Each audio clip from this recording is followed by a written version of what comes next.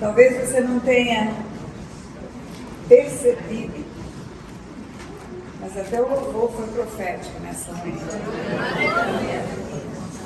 Até o louvor foi profético. Ele tem perfeito encaixe com aquilo que fazemos aqui.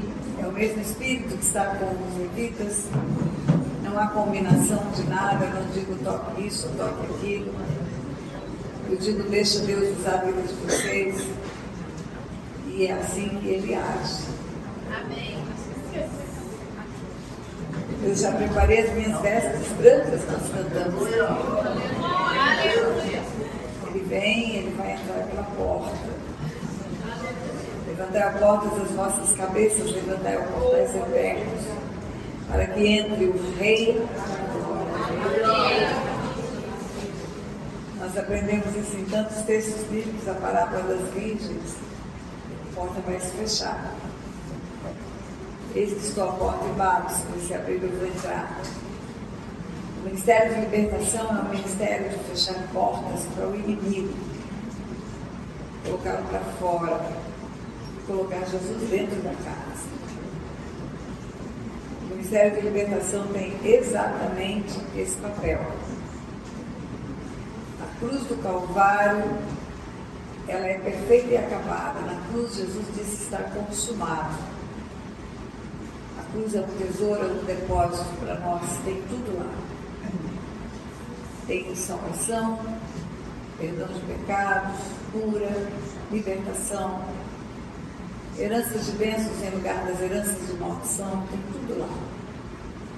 Mas nada na cruz é automático, tudo depende da decisão de cada um.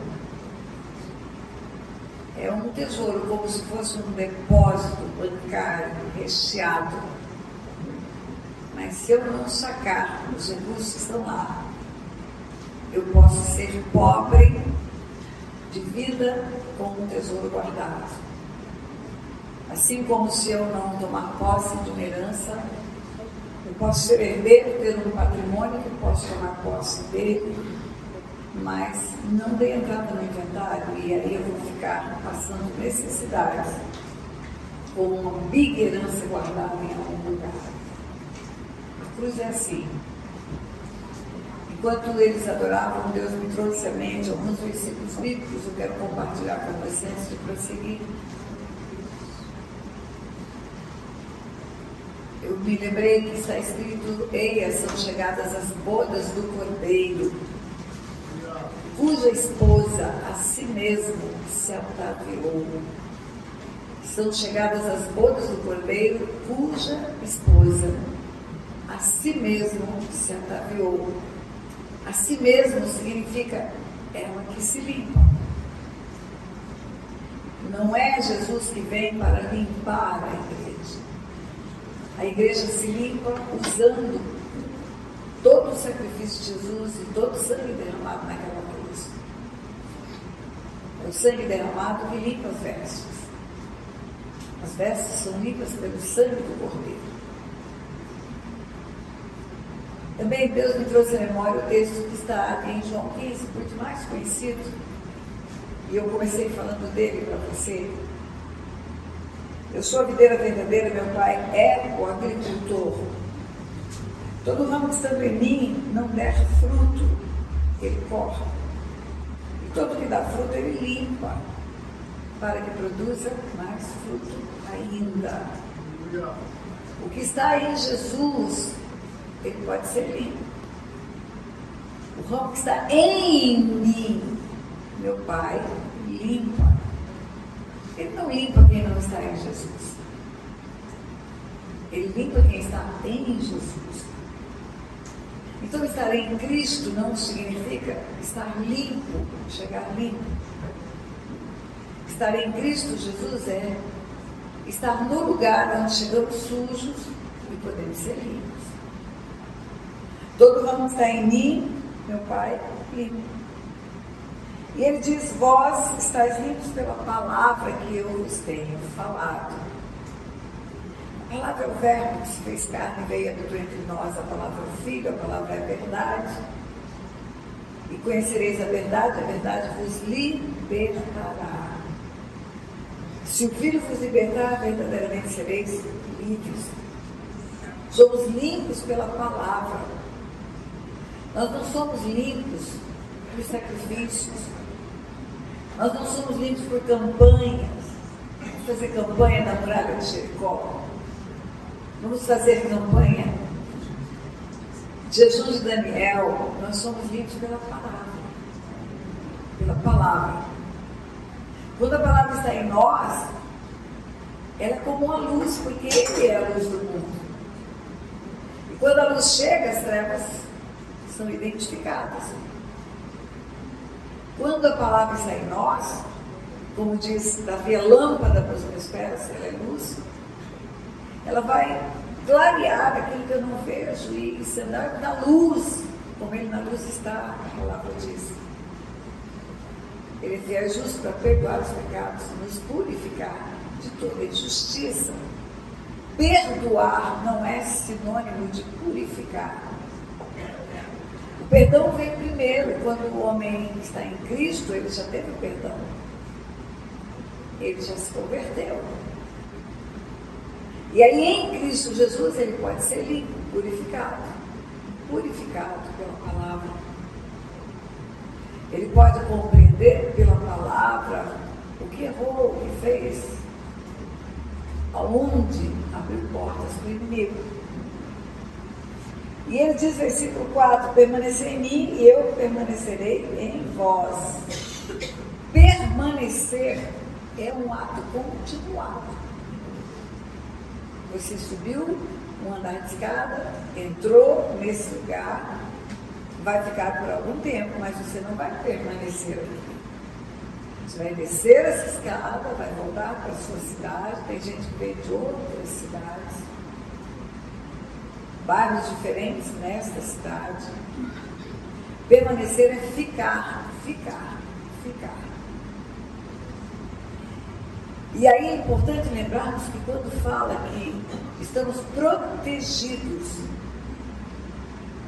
mal nenhum sucede, praga nenhuma chega à nossa casa, é quando habitamos no esconderijo do Altíssimo, fazemos morada.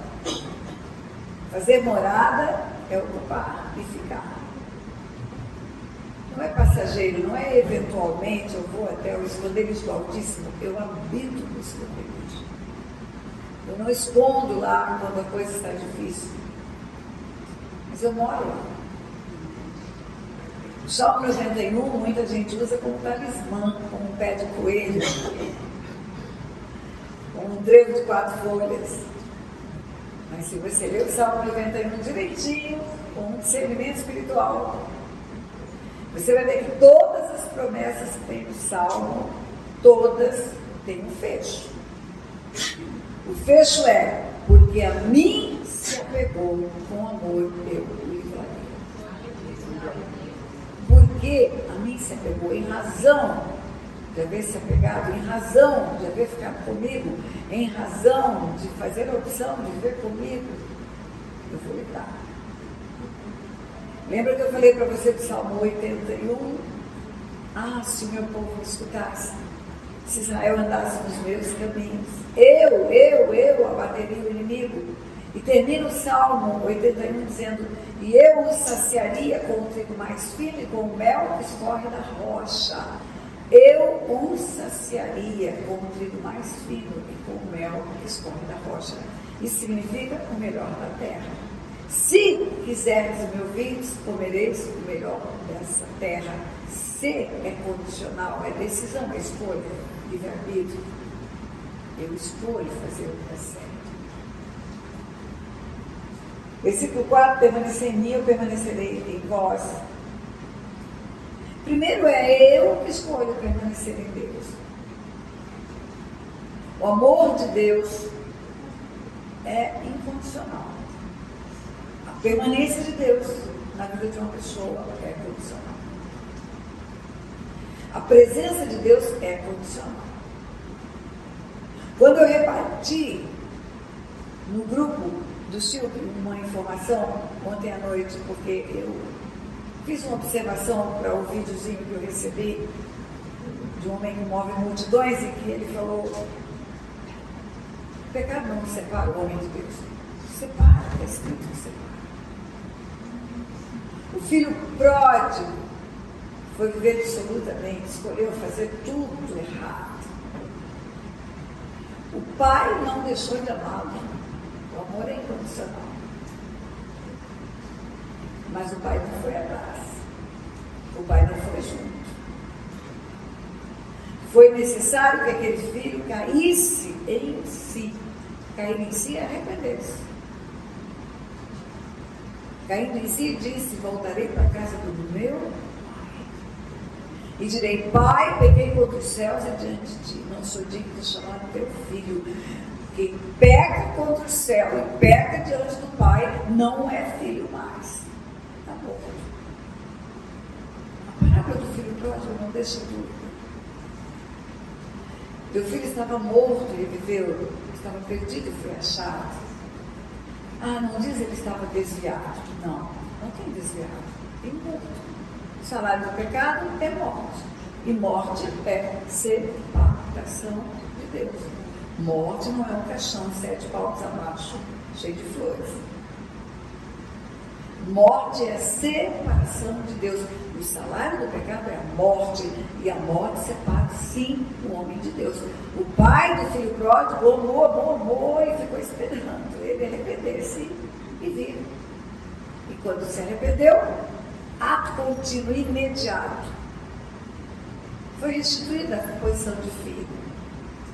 Anel no dedo, autoridade, sandália nos pés, destino, capa, cobertura, proteção, tudo foi restaurado. Mas foi preciso ele cair em si e arrepender do seu pecado. Ah, o pecado separou o homem de Deus, sim. Permanecer em mim e eu permanecerei em vós, como não pode o ramo produzir fruto de si mesmo, se não permanecer na videira, assim nem vós podeis dar. Não permanecereis em mim, se não permanecereis em mim. Eu sou a videira verdadeira e vós os ramos. Quem permanecer em mim ou nele, esse dá muito fruto, porque sem mim, nada podeis fazer. Nada. Você pode entrar em treinamento de desenvolvimento pessoal, habilidades para ser um grande empresário, você pode entrar em treinamentos para fazer performance física, ou eu conheci uma mulher nos Estados Unidos agora, linda, maravilhosa, halterofilista. Você pode desenvolver tudo, menos a sua eternidade sem Jesus. Você pode ser rico, próspero, sucesso na sua vida, sucesso nos negócios, como tem ensinado todo mundo por aí. Maravilha! Talentos, dons devem ser aperfeiçoados. Os talentos são um presente de Deus, com certeza devem ser aperfeiçoados. Mas não põe o foco da sua vida nisso. Tudo isso é passageiro. Lá estava eu, na Inglaterra, quando a rainha morreu. Estava ministrando lá em Londres.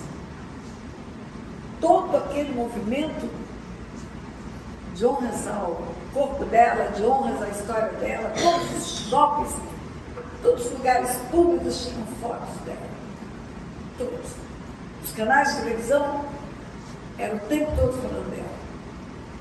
Honras à rainha, honras à rainha. Eu estava lá quando aquele povo entrou naquele chão, naquela catedral, e o chão se fechou. E acabou. Acabou a realeza. Acabou a fortuna. Acabou o sucesso. Ou, o que você está fazendo? Eu estou me preparando para dar bem nesse mundo legal. Vai fazer o quê? Vou estudar. Muito bom. Deve fazer isso. Eu sou uma estudiosa e curiosa. Eu quero aprender sobre todos os assuntos. E aí, depois que você estudar e ficar bem hábil em conhecimento de tantas coisas, o que você vai fazer? Eu vou montar uma empresa, eu vou dar aula, eu vou abrir um negócio, eu vou treinar pessoas, legal. E depois? Depois eu vou ganhar muito dinheiro, vai dar tudo certo. Eu vou ficar muito rico, legal. E depois? Depois, aí eu estou pronto para construir uma família. Estou rico, de maré, e eu vou construir uma família. Vou casar, um casamento de princesa, vou dar para minha noiva, vamos passar a lua de mel na Europa, eu vou mostrar nos vídeos os carros que eu tenho, o helicóptero que eu já comprei para me conduzir de um lugar para outro, legal. E depois? Depois eu vou ficar velho, vou ter filhos, netos, talvez bisnetos, se Deus me der longevidade. Legal. E depois eu vou construir um patrimônio que eu vou deixar para minha descendência. Um legado, eu vou deixar um legado com a minha história de sucesso. E depois? E depois? E depois? E depois? Prepare-se, Israel, para encontrar-se com o teu Criador. Aleluia! Prepare-se, Israel, para encontrar-se com o seu Criador. Sem mim nada podeis fazer, nada. Tudo que você fizer, faça com Ele e como se fosse para Ele. É com Ele, e como se fosse para Ele. Tudo que fizer, faça como se fosse para o Senhor e com Ele. Continua o versículo 6. Se alguém não permanecer em mim, será lançado fora, a semelhança do ramo, e secará, e o apanham, e lançam no fogo, e queimam. Espera aí, já andou por lá e agora foi para o fogo? É isso que está escrito. Não permaneceu. Esteve lá, mas não permaneceu. Foi lançado no fogo. Aí eu não posso deixar de lembrar da parábola das bodas do Cordeiro. Mateus 22, escute isso. De novo entrou Jesus a falar por parábolas, dizendo-lhes: o reino dos céus é semelhante a um rei que celebrou as bodas de seu filho. Então enviou os seus servos a chamar os convidados para as bodas, mas estes não quiseram vir. Enviou ainda outros servos com esta ordem: dizei aos convidados: eis que já preparei o meu banquete, os meus bois e cevados já foram abatidos e tudo está pronto, vinde para as bodas.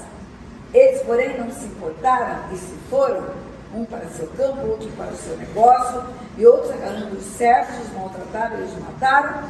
E o rei ficou irado, enviando as suas tropas, exterminou aqueles assassinos e lhes incendiou a cidade. Então disse aos seus servos: está pronta a festa. Mas os convidados não eram dignos.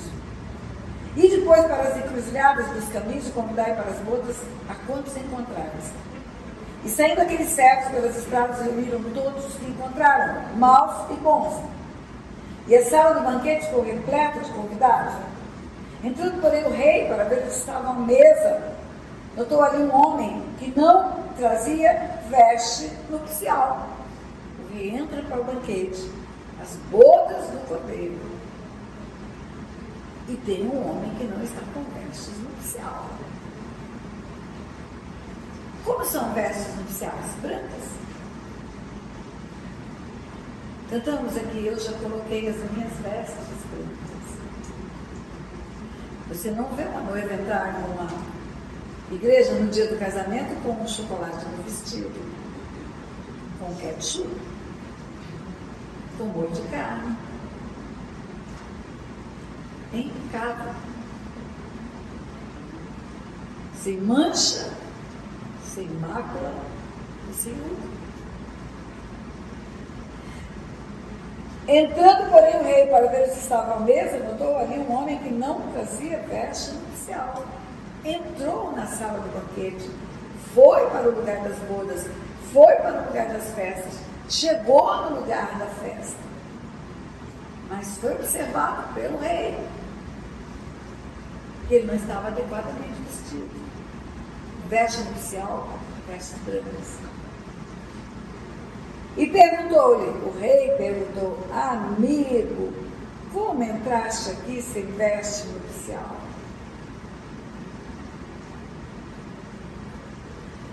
A parábola diz que ele emudeceu. O que são parábolas? Parábolas são histórias aparentemente comuns, corriqueiras, triviais, narram o cotidiano, mas que não é só isso. Um dia um discípulo perguntou, por que é que o Senhor fala através de parábolas? Eu lhe disse, porque não é a todos que é dado a conhecer os mistérios do reino dos céus. Mas a vós, eu explico. E no particular, ele explicava o sentido espiritual das parábolas. Então, parábolas são histórias que têm chaves espirituais que revelam o mistério do reino dos céus. Parábolas não são só historinhas bonitinhas. Parábolas são chaves espirituais que abrem portas espirituais para adentrar em lugar de revelação. E ali a parábola das bodas do cordeiro, é o que eu estou lendo para você. E aí o rei entra e aquele moço não está vestido adequadamente, as vestes não estão limpas, brancas, não são vestes de noiva. Ele emudeceu. Por que ele emudeceu? Porque ele não tem desculpa, ele não tem o que dizer. Ele sabe o que é preciso para limpar as vestes. Ele sabe que está escrito que sem santidade ninguém verá Deus. Ele sabe que está escrito em Apocalipse, quando termina a Bíblia, aquele que está imundo suje-se mais ainda, e que está limpo santifique-se mais ainda. Ele sabe que está escrito que Jesus dirá, não vos conheço, apartai de mim, vós que praticais a iniquidade. Ele sabe que está escrito que a porta é estreita, largo é o caminho que leva para a perdição. Ele sabe tudo, ele ouviu tudo, ele caminhou em Cristo Jesus, ele só não se limpou. Ele estava em Cristo, ele recebeu a palavra, e a palavra poderia ter limpado, dado a ele a convicção do pecado, da justiça, do juízo, e o desejo de limpeza, mas não aconteceu isso. E aí, o que aconteceu? Ele ficou sujo. Porque a palavra não foi eficaz para ele. A Bíblia fala que a palavra de Deus é viva e eficaz, mais cortante do que uma espada de 2 gumes. Ela é apta para discernir a alma do espírito, separa o que é alma, o que é espírito, o que é alma, o que é espírito. Ela, inclusive, mostra os afetos do coração. O que está dentro da alma, a palavra de Deus mostra. E ele esteve lá no lugar onde a palavra foi ministrada, onde a palavra foi ensinada. É certo que ele ouviu alguns pregadores dizer, não, você pode pecar, no fim vai dar tudo certo. É claro que ele ouviu alguns pregadores famosos, lá no Brasil, por exemplo, dizer que a Bíblia tem erros. Não, você não pode pegar a Bíblia como uma verdade. Tem uma errância na Bíblia. Vai para o canal no YouTube, já vai ver um vídeo que eu fiz indignado. O título do vídeo é Eu Estou Indignada, quando um homem famoso, um pregador famoso, teólogo famoso, fala que não há inerrância na Bíblia, que tem erro. Adaptando a Bíblia para o tempo que ele está vivendo. Mas Deus não muda. Nem não há mudança, nem sombra de variação. Se houvesse relativismo para o pecado, se fosse relativo o que está na Bíblia e adaptado para as circunstâncias, a cruz não teria sentido. Então Jesus só morreu para o povo daquele tempo. Não precisa mais da cruz. Ele não vai poder dizer para o rei que ele não sabe de nada. Ele ouviu tudo, ele ouviu o que agrada a ele, o que alimenta o pecado dele, o que justifica o pecado dele, e ele ouviu muitos pregadores dizer, arruma sua casa, porque senão você vai morrer. Ouviu? A minha bisneta, Helena, tem 3 anos de idade. Deus usa pessoas de todas as idades. Deus usa até mula. Eu escutei a Helena dizer para o homem, do nada, não faz o que é errado, porque senão você vai preso. Do nada saiu isso aí. Eu escutei uma criança numa mesa de almoço há muitos anos atrás. A família estava querendo reconquistar um irmão em Cristo que estava fora da presença de Deus. Eles diziam que estava desviado, não estava desviado, estava morto. Fora da palavra é morto. O rapaz tinha sido levita e foi comer comida de porcos. Voltou para o lugar do pecado. E a família querendo trazer esse moço de volta, amando esse moço, faz um almoço para esse moço. E tinha um menininho de 3 anos de idade na sala do lugar do almoço. Depois que terminou o almoço, depois da sobremesa, na verdade o almoço era só uma isca, começaram a falar com ele, pregar para ele. E dizer para ele, olha, o senhor tem saudades, o senhor toca em altar. O talento e o dom que Deus te deu não é para tocar na noite, na boate. É para tocar para Ele. Quantas vezes você levou a congregação a ter experiências com o Espírito Santo? Porque você foi um instrumento de Deus na hora da adoração. A adoração não flui por causa de violão, por causa de caixa de som, por causa de mesa equalizadora. A adoração flui por causa do coração do adorador. Davi tinha instrumentos precários. Davi produziu o seu próprio instrumento. Davi não tinha microfone, Davi não tinha amplificador, Davi não tinha caixa de retorno. Mas quando ele dedilhava o instrumento, o Espírito de Deus vinha, e porque vinha, o demônio que estava em Saul se afastava e vinha por causa do coração de Davi. Um homem segundo o coração de Deus, adorador. Davi viveu num tempo em que a prática era uma vez por ano ir à tenda da congregação. E o sumo sacerdote intermediário o contato com Deus. O povo se limitava a ficar nos atos exteriores. E Davi 7 vezes por dia buscava o Senhor. É o primeiro homem que na Bíblia diz, eu te amo, Deus. Salmo 18, eu te amo, Deus.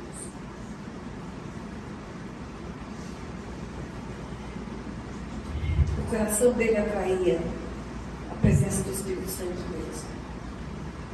Esse homem era um levita, estava fora da presença de Deus. A família que amava aquele homem que chama para o almoço, gasta todos os argumentos para trazer de volta para Jesus. Ele é irredutível.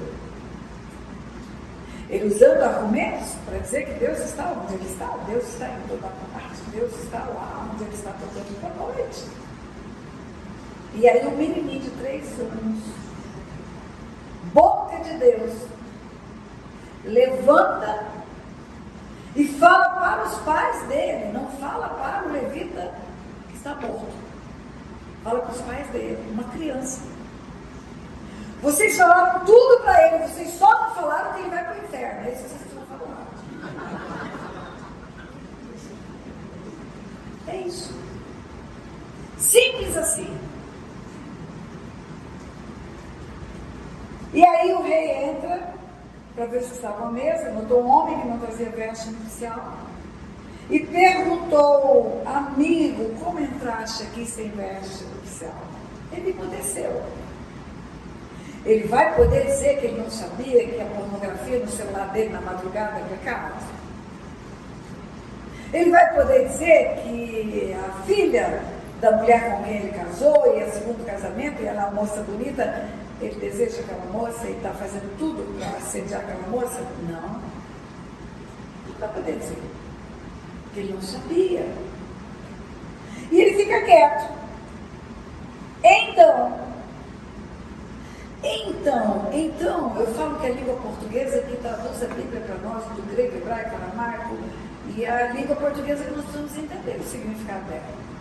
Muita gente fica procurando qual é a versão em hebraico, em grego, estude português. Sabe o que significa então? Por causa disso. Está frio? Então eu vou botar um casaco. Estou com fome? Então eu vou almoçar. Eu estou precisando de molhar a garganta? Então eu vou beber água. Então é por causa disso. Por causa das vestes sujas. Por causa da impossibilidade de dizer que não sabia que estava de vestes sujas. Então, ordenou o rei aos serventes: amarrai-o de pés e mãos e lançai-o para fora, nas trevas. Ali haverá choro e ranger de dentes. Ali haverá choro e ranger de dentes. Volta lá, versículo 6 de João 15. Se alguém não permanecer em mim, será lançado fora. A semelhança do ramo secará, e o apanham e lançam no fogo e o queimam. Sai da sala do banquete para um lugar onde há fogo e ranger de dentes. Como é que é o nome desse lugar? Inferno. Então, esse título aqui, dessa parábola 22, poderia ser direto do céu para o inferno. Agora, o que eu quero chamar a sua atenção é para o versículo 14. Jesus fecha a parábola, ele encerra a parábola com a chave espiritual. Toda parábola tem um mistério contido nela. E a chave espiritual dessa parábola é o versículo 14. Porque muitos são chamados e poucos escolhidos. Muitos são chamados e poucos escolhidos. Muitos são chamados e poucos escolhidos.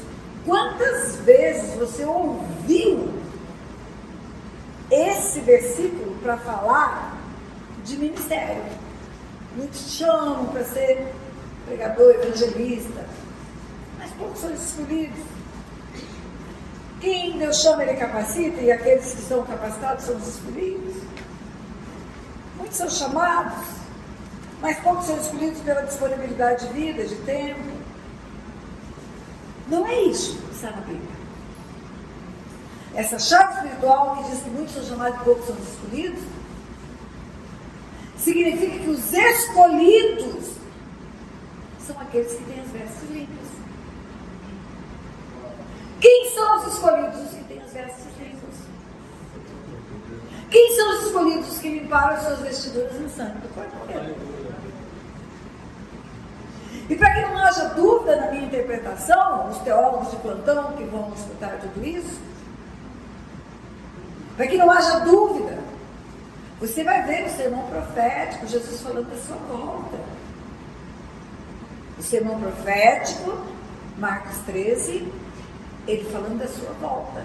E lá, no versículo 24 de Marcos 13, ele diz: mas naquele dia após a referida tribulação, já passou a tribulação, o sol escurecerá, a lua não dará sua claridade, as estrelas cairão do firmamento, os poderes do céu serão abalados, então verão o Filho do Homem vir nas nuvens com poder e grande glória, e ele enviará os seus anjos, reunirá os seus escolhidos dos quatro ventos, da extremidade da terra até a extremidade do céu. Eita, isso é o arrebatamento da igreja. E verão o Filho do Homem vir nas nuvens com poder e grande glória, e ele enviará os seus anjos, e os anjos reunirão os escolhidos. Muitos são chamados, mas poucos serão escolhidos. Muitos são chamados, mas poucos serão escolhidos. Quem são os escolhidos? Que permaneceram, que limparam as vestiduras, que foram limpos. Queridos, não há como brincar com isso. Não há como brincar, é a sua eternidade. É a eternidade das pessoas que nos procuram e pedem conselhos. É a eternidade das pessoas que estão em busca de vida eterna com Deus. E aí eu vou encerrar, que isso é uma pregação, isso não é o curso, mas Deus me falou para falar isso. Eu vou encerrar dizendo para você que é uma honra o papel de um libertador. É uma honra. Por quê? Porque ele está executando a sentença da cruz. Aleluia. Ele está dando às pessoas ferramentas para elas irem para a eternidade. Ele está trabalhando no mundo espiritual para limpar aqueles que Jesus ama. Você me ama, Pedro, mais do que os outros? Me ama? Então, cuida do meu rebanho, apacenta do meu rebanho, limpa o meu rebanho, trata do meu rebanho. Quando Jesus fala isso, ele está dizendo, olha, eu estou deixando toda a ferramenta que é possível deixar, toda a autoridade, todo o legado, para limpar o homem do pecado, para ele viver eternamente comigo. Então, queridos, o que nós temos que fazer é falar a verdade, é mostrar o caminho que leva para a salvação eterna. A libertação não tem um fim em si mesmo. Eu vou ficar liberto, vou ficar lindo, maravilhoso. A libertação tem a finalidade de você ter vestes brancas e poder ser escolhido no dia final. Entrar na sala do banquete e ficar na sala do banquete. Não ser jogado fora no lugar onde há trevas e ranger de dentes. E que chama inferno. E que é um lago de fogo de enxofre. O que tem nos movido até essa data, até essa idade? Tem um louvor que fala, eu dou a minha juventude para o Senhor. Eu escuto muitos louvores enquanto estou na estrada. Dirigindo, escutando louvor, dirigindo, escutando louvor. E eu falo para o Senhor, eu entrego a minha velhice para o Senhor. Eu entrego os últimos dias que o Senhor vai me dar. Para ensinar para o teu povo aquilo que o Senhor tem me ensinado. Porque a Bíblia me chamou livros que estão sendo levados para a morte, salvos que estão trabalhando para serem mortos. Esse foi o meu chamado. E eu não posso ser agradável com pessoas para elas irem para o inferno. Eu não posso ser politicamente correta para elas irem para o inferno. Eu gosto do fechamento do livro de Daniel. A última palavra que Deus dá para Daniel, depois de toda a revelação do futuro, depois de tudo, ele fala para Daniel assim, versículo capítulo 2. Nesse tempo se levantará Miguel, está falando do tempo do fim, o grande príncipe, o defensor dos filhos do teu povo, e haverá tempo de angústia, qual nunca houve, desde que houve nação até aquele tempo, mas naquele tempo será salvo o teu povo, todo aquele que for achado inscrito no livro. Quem é Miguel? Miguel é o mesmo anjo que expulsou Satanás do céu, que chefiou o exército de Deus e botou para correr o exército do inimigo.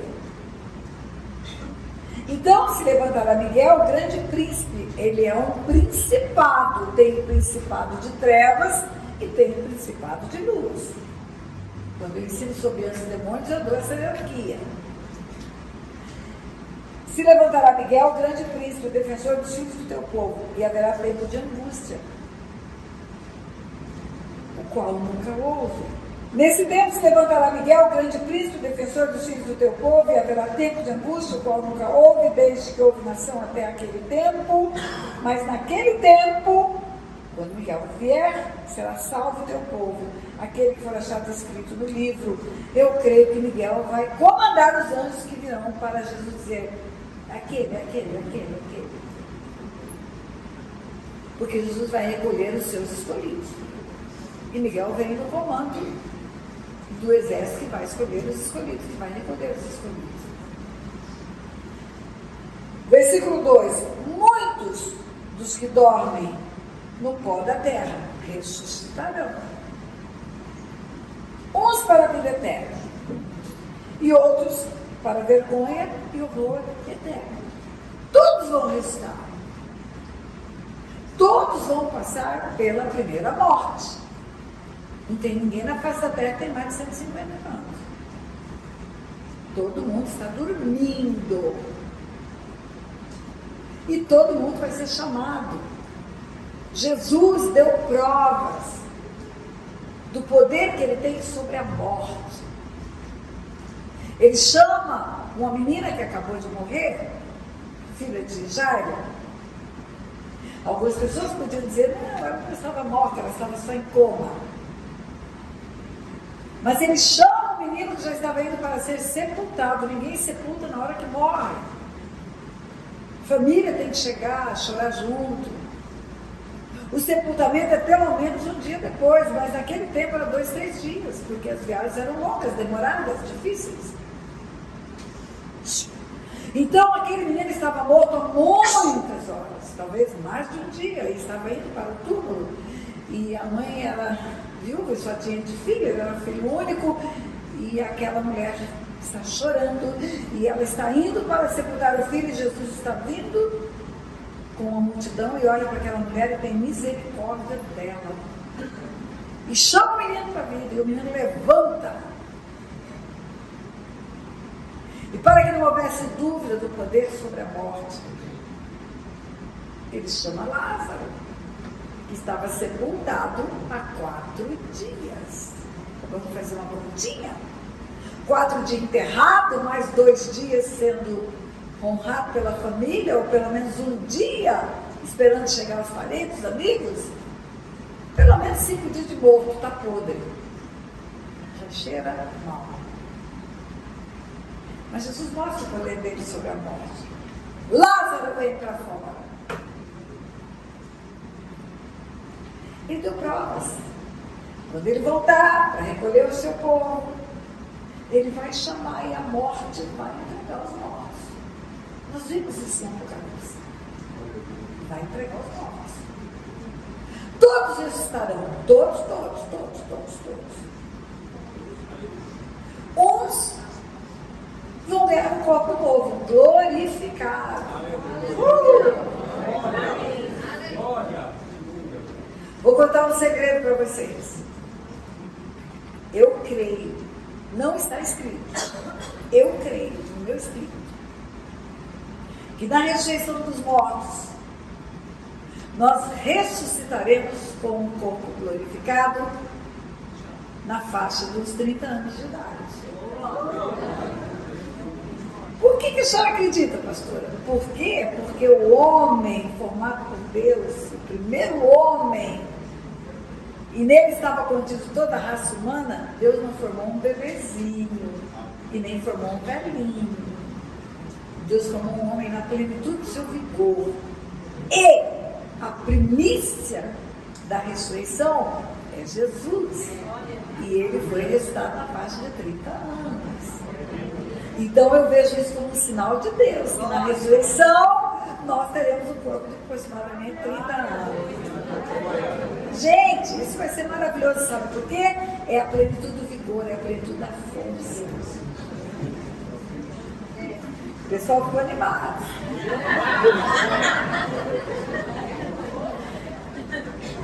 Os que morreram em Cristo ressuscitarão com o corpo glorificado. Os que não foram salvos vão ressuscitar com o corpo destruído. Você lembra daquele filme de terror? Lembra de um clipe do Michael Jackson, que a povo saía do caixão assim, e o olho está derrubado aqui, e o coração está de fora, e os dentes estão tudo de fora, porque já não tem mais pele? Vai ser assim. A Bíblia fala que o verme não vai acabar, vai ficar corroendo ali. Para o horror eterno, para o horror eterno. Aí você vira a Bíblia e diz assim: os que forem sábios,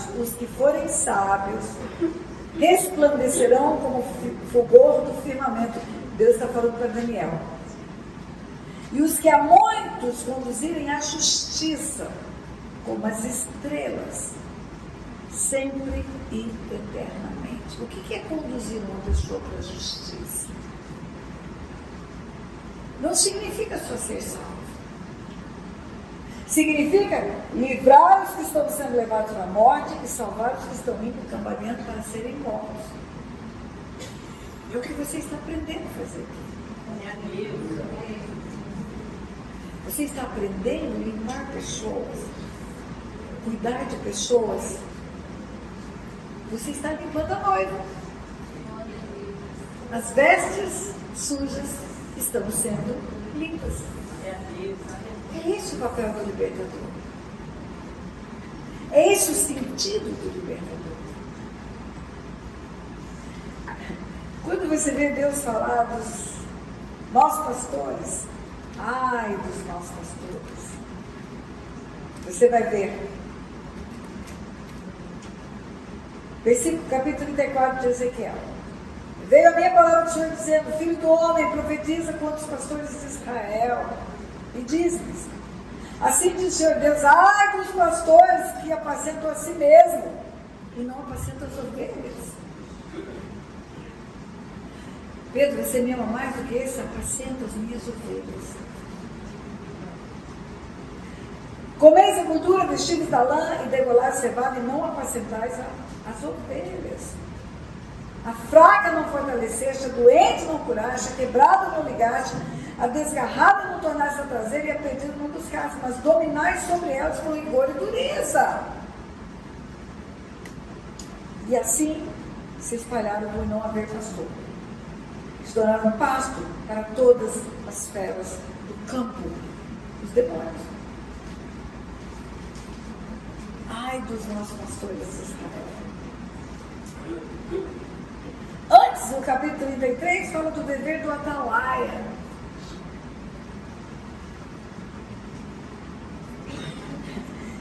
Deus diz assim, versículo 11, tão certo como eu vivo, diz o Senhor Deus. Você tem dúvida de que Deus existe? Não. Então esse negócio aqui é tão certo como ele vive.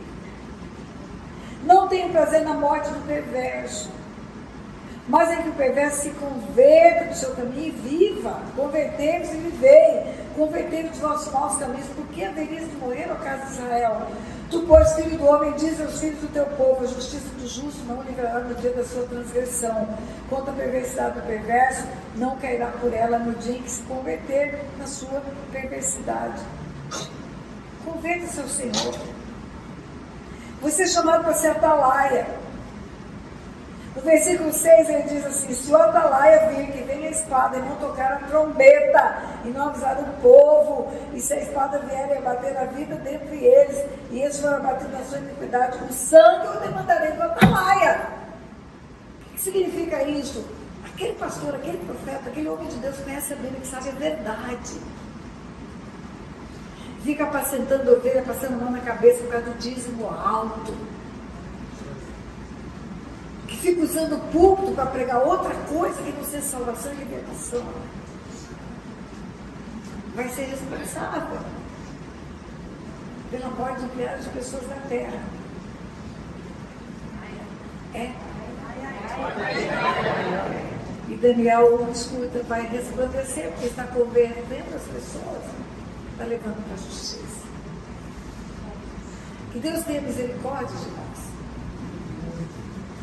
Que a igreja verdadeira se levante nesse tempo. Que o remanescente fiel de Deus se levante para falar a verdade. Não adaptar a Bíblia à circunstância, não adaptar a Bíblia a uma sociedade pós-moderna, mas pregar a verdade. Porque a verdade é uma pessoa. É Jesus. Eu costumo dizer o seguinte: se você prega a verdade, você está pregando Jesus. Eu sou o caminho, a verdade, a vida. E se você prega a verdade, você não precisa fazer mais nada. O resultado disso virá. As pessoas virão em busca de ajuda. Pessoas do mundo inteiro vêm em busca de ajuda. Um dia eu estava pregando aqui em São Paulo, numa igreja aqui em São Paulo, numa Assembleia de Deus das Nações. Chegou uma mulher, veio da Arábia Saudita. A agenda dela permitia que ela viesse para o Brasil e ela viu no meu Instagram que eu estaria nessa igreja de Deus, ela foi lá. E essa mulher vivenciou tudo de ruim.com, porque nunca tinha ouvido a verdade. E ela estava à beira do suicídio, dentro do banheiro na casa dela. Quando ela escutou uma voz dizendo: tem alguém que tem uma história para dizer para você que você precisa saber. Pastor, isso existe? Sim. Quando ela estava em casa e o Espírito Santo falou para ele: manda mensageiros a Jope, lá na rua beira do mar, que tem um mensageiro meu lá que tem algo que você precisa saber. E Deus mostrou para ela que era o ensino de cura e libertação. A pastora Tânia Teresa. E essa moça veio. Essa moça tinha praticado abortos. O espírito de morte já estava preparando para o suicídio. Essa moça estava voz o dia inteiro. Mas essa moça era crente, essa moça estava na igreja. E quando ela falou de aborto, ela chegou a falar com alguém na igreja, talvez seu líder de célula, ou talvez o seu pastor, e o pastor responde: coisas velhas já passaram, tudo se fez novo. E a moça vai morrer. Que a igreja se levante como atalaia, que tenha ousadia. Volto onde eu parei. Você pensa que eu tenho preocupação em defender a palavra de Deus? Não. Ninguém precisa defender a palavra de Deus. Ele zela pela palavra dele. Eu falo que a palavra de Deus é como um leão. Imagine uma jaula aqui na frente. Imagine eu abrir a jaula e soltar o leão. Alguém precisa ajudar o leão? Ele vai fazer o estrago que ele tem que fazer. Aleluia! Por que a palavra de Deus é como um leão que é solto? Porque a palavra, o verbo que se fez carne, veio e habitou entre nós. A palavra é o Filho, é a verdade, e o Filho é o leão da tribo de Judá. Aleluia! Você solta a palavra, você está soltando o leão. Você só precisa pregar a palavra. Só isso. Mas pregue. Quem tem a minha palavra, pregue a minha palavra. Não é a minha palavra como um martelo que esmiuça a teia. É isso. Graça e paz. Inscreva-se nesse canal para o YouTube enviar para outras pessoas o vídeo que você acaba de ver e que edifica a sua vida e vai edificar a vida de outras pessoas também. Faça a divulgação desse vídeo nos seus grupos, para os seus amigos. Você vai estar me ajudando a impulsionar essas verdades que Deus tem me instruído para compartilhar com você. E eu vou ficar muito agradecida. Eu quero que muitas e muitas pessoas neste mundo tenham acesso a essas verdades espirituais. Por isso eu estou lhe fazendo esse pedido. Inscreva-se, dê um like, divulgue. Deus abençoe sua vida.